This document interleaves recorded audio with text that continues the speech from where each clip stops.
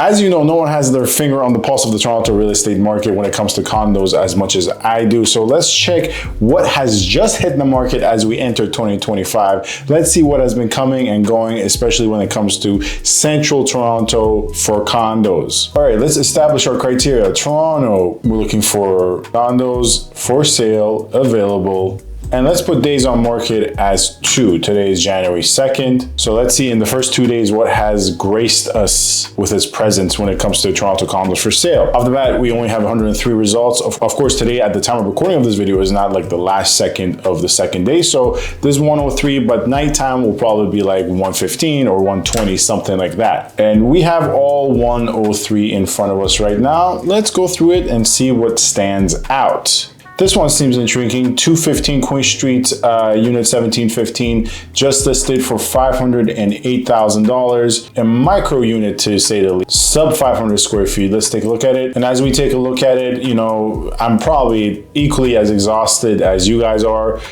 in talking about this building, but it just caught my attention. I remember way back in the day when the market was really scorching hot, studios in this building were asking for around $530, $540, and actually in some cases getting those prices. Now this one bedroom is only asking for $508. This also could be an underpricing method, but frankly, I don't think so. This one also has my attention, just came out today. 15 Ellerslie in North York, just came out today. Lower Penthouse for $559,000.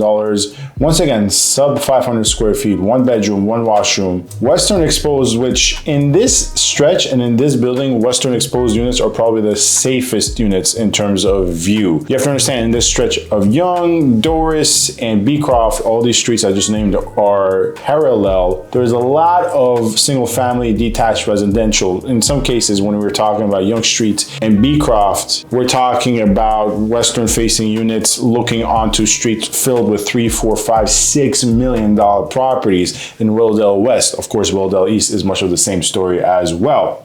But it's a micro unit for sure. But if I were to go with one, I would go with this one over the Queen Street unit I just talked about. And guess what? Take a look at this. As I predicted, beautiful greenery. This was obviously not taken in the winter time. These pictures are old, which leads me to wonder if this is a relist, and this most likely is a relist at a lower price, 1 day on market. Let's see how it sells. Another unit that just hit the market is this unit in 30 Roehampton. We have unit 509, just hit the market once again, just today, 0 days on market at $579,000 in asking price, 560 square feet, 30 Roehampton, very serviceable, passable building, more so intended for renters or people who are going to stay there for a short period of time. It's not a building that you develop roots in my opinion, but serviceable. At $579, more work can be done on this price. I'm quite confident knowing the market. Layout leaves a little bit to be desired.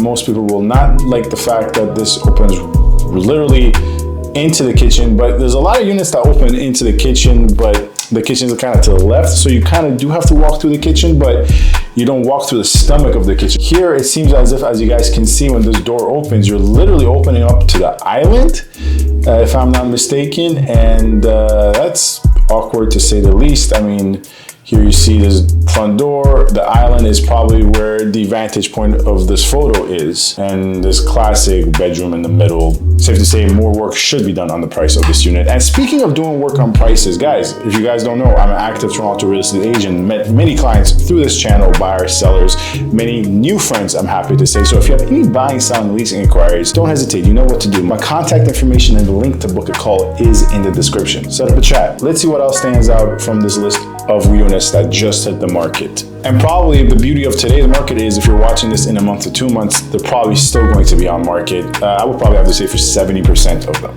2 Andale, always an interesting one as we go back to North York, the Hallmark Center buildings. Really good buildings, really good situated, but the maintenance, man, the maintenance are just such a deal breaker. For 500 to 600 square feet, this high in maintenance when the unit or the building is not even all inclusive, it's a tough pill to swallow. Matter of fact, before the maintenance of this building was this high, it was one of those buildings I would always recommend, but unfortunately the maintenance has shot up to a untenable tenable level where I no longer can confidently recommend this building to a lot of clients. But this unit just hit the market, 1 bedroom, 1 washroom at $699,000. Hey, not my cup of tea, would not recommend to my clients, but if you don't mind the maintenance, it could be yours. And then we have this new unit in, of course, 575 Bloor. I just reviewed this building briefly. Another unit that has just hit the market is this unit in 575 Bloor, 1202. 1.3 million for a 3-bedroom, 2-washroom. Just hit the market. Let's take a look at it. And of course, I just reviewed this building in my most recent video. A viewer just emailed me and asked me to review some units and buildings, and I did. So go check out my most recent video for a review of this building. But 575 Bloor by Tridel, a big fan of it. Great location, up and coming location.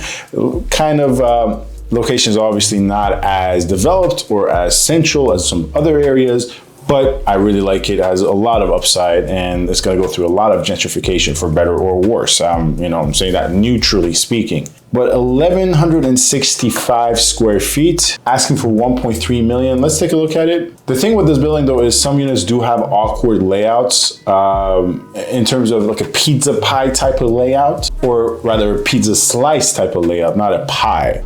Pizza pie type of layout would be also weird. This is another sign I have to lose weight when I keep thinking of food analogies and points of references. But anyways, that's besides the point. This seems to be safe from that awkward layout. At this price point, Tridel buildings usually have really good layouts. You see a really open and wide exposure here, a little bit in the corner. And it is facing some construction, but there's a lot of space between those buildings and this building. Seems very functional. Honestly, undoubtedly, I would say it is overpriced.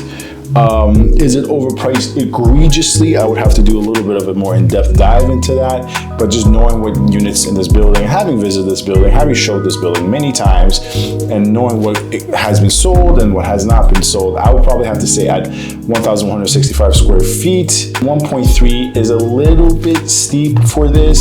And yeah, really good building, faces most of these heritage buildings. There is potential of development here, but the northern view is mostly safe, the Rosedale Valley. And for the superstitious out there, this building is close to a cemetery, but just hit the market today at 1.3. Let's see if it sells. But let me know if you want me to do this on a more frequent basis, maybe more shorter form videos, quick hits of what's coming and what's going. Obviously, I do videos with regards to what I sold, what's terminated, price changes, all that jazz. So if you happen to enjoy this video, definitely feel free to subscribe, comment, rate, and review. It is 2025. I'm excited for a lot of interesting content to come. And I'm also thinking of creating a second channel to do more residential in terms of homes, single family, detached, semi-detached, and townhome oriented videos, because I have a lot to say on different communities and streets and neighborhoods when it comes to that. So anyways, thank you very much for watching. Stay safe, stay tuned, subscribe, and yeah, have a great day.